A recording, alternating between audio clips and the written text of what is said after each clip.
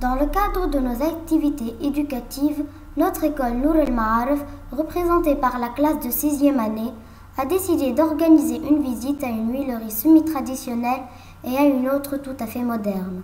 Nous, les élèves de 6e année, sommes très heureux de vous faire part des résultats de cette sortie.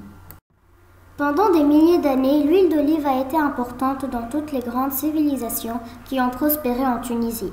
L'olivier a été cultivé par les Phéniciens, les Grecs, les Carthaginois, les Romains et les Arabes dans une tradition transmise de père en fils. Ensuite, les empereurs romains ont encouragé l'expansion des oliveraies en octroyant des primes aux paysans qui plantaient des oliviers sur des terres non cultivées. En bref, le commerce de l'huile d'olive a toujours été source de richesse pour toutes les civilisations qui ont marqué l'histoire de la Tunisie. Les oliviers, adaptés au sol et aux conditions climatiques de la Tunisie, sont cultivés sur près de 1,8 million d'hectares, soit environ 79% de la surface consacrée à l'arboriculture. Les exploitations oléicoles représentent près de 57% de la totalité des exploitations tunisiennes. La densité de plantation est adaptée en fonction de la pluviométrie. Une centaine d'arbres par hectare dans le nord où les précipitations sont de 400 à 600 mm. 50 à 60 arbres par hectare dans le centre où les précipitations sont d'environ 300 à 350 mm et c'est le cas de notre région Sfax. La densité moyenne varie entre 40 et 100 arbres par hectare en régime non irrigué et elle est de 240 arbres par hectare pour les plantations irriguées. Les deux principales variétés d'olives connues en Tunisie sont l'Hachemleli et l'Achetoui. Après ce petit aperçu sur l'historique de l'olivier en Tunisie, nous allons vous parler de l'huile, ses bienfaits et les différentes étapes de sa production. L'huile est un produit extrait des olives. C'est un médicament naturel antidouleur. Les différentes étapes de production de l'huile d'olive. Collecte des olives sur les arbres, pesage, lavage et effeuillage, broyage, malaxage, séparation des solides et des liquides, répartition de l'huile et de l'eau, conditionnement, mise en bouteille, étiquetage. Les bienfaits de l'huile. L'huile d'olive peut être utilisée comme un produit alimentaire, un médicament pour les maux de gorge, anti-cholestérol, anti-hypertension, anti-constipation, un produit de soins capillaires et dermatologiques, un médicament naturel antidouleur. Nous allons vous présenter une vue d'ensemble du domaine Chaal. Ce domaine compte 380 000 pieds d'oliviers. Entre deux oliviers, il y a 24 mètres de distance. Maintenant, nous allons vous parler des étapes de l'extraction d'huile. Premièrement, broyage des olives à l'aide d'une pierre, ce qui représente une méthode très ancienne et traditionnelle. Cette opération a pour objet de briser les parois et d'en faire sortir les sucs. Le produit de cette phase est appelé pâte. La séparation de la phase liquide, émulsion ou huile, de la phase solide, les grignons, se fait aussi manuellement. Ensuite, on sépare l'huile de l'eau. La cueillette des olives se fait en général manuellement à l'aide de râteaux en plastique ou des cornes de bélier ou mécaniquement à l'aide d'une machine à vibration qui risque de causer des dégâts pour les racines de l'arbre. Malheureusement, dans certains cas, les ouvriers utilisent des bâtons pour cueillir les olives. Les différentes opérations de production de l'huile d'olive commencent par le tri qui peut se faire à la main sur le champ lors de la récolte de petites quantités.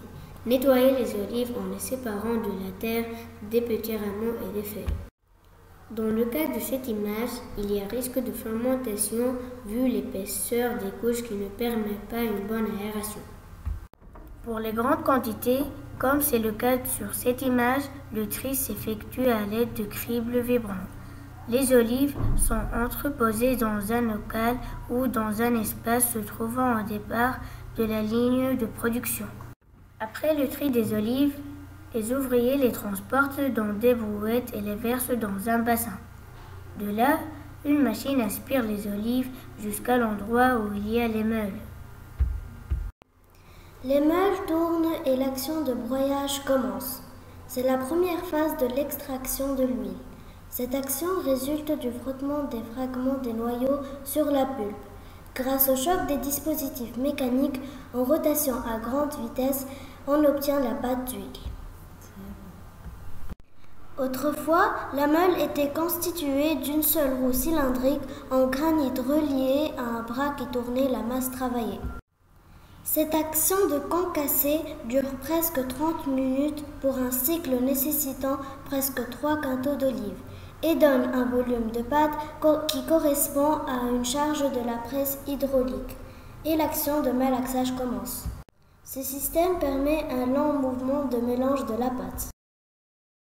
Cette action de malaxage favorise un meilleur rendement en mou d'huile en vue de la phase suivante de l'extraction. Au cours de cette phase, on peut recourir au réchauffage de la pâte pour augmenter l'efficacité du malaxage, permettant un rendement d'huile plus important. Cette phase de malaxage doit s'arrêter au moment où la pâte devient onctueuse au toucher. Malheureusement, cette phase de malaxage n'existe pas dans les huileries traditionnelles où on passe directement du broyage à l'extraction par pression. La pression est la méthode ancienne qui sépare le mou d'huile du grignon par une filtration sous l'effet de la pression.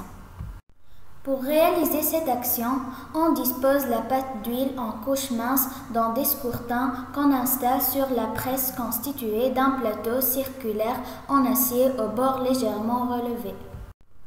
Au centre du plateau est inséré un cylindre creux qui a pour objectif de maintenir la file en position verticale et favorise l'écoulement de mou d'huile. Le scourtin est percé au centre de manière à pouvoir l'enfiler sur l'aiguille. L'opération de chargement d'une presse se fait à la main. Sous l'effet de la pression, le mou d'huile se sépare de la partie solide et s'écoule le long de l'aiguille pour être recueilli sur le plateau. À la première pression, on obtient 90% de l'huile, puis on démonte la pile et on retire le grignon des scourtins, fabriqué autrefois à partir du halfa. On procède ensuite à la deuxième pression du grignon pour obtenir presque les 10% d'huile qui restent. Cette opération manuelle favorise un meilleur rendement en huile avec une faible consommation d'énergie, mais avec des coûts de main-d'œuvre élevés et une forte charge polluante d'énergie. La dernière étape de l'extraction, appelée répartition de l'huile et de l'eau, se faisait autrefois manuellement. Elle constitue à ajouter de l'eau chaude aux produits obtenus par la pression. L'émulsion eau-huile contient aussi un dépôt solide. Au cours de cette opération, on a l'objectif de séparer les deux composants du mou d'huile, eau-huile et une grande partie des dépôts. L'eau et le résidu qui reste au fond des tonneaux est un produit appelé margie. Nous n'avons pas pu photographier cette phase manuelle très traditionnelle vu le coût élevé de cette opération. Alors, les propriétaires d'huileries installent des centrifugeuses pour séparer rapidement l'huile de l'eau et à un coût raisonnable.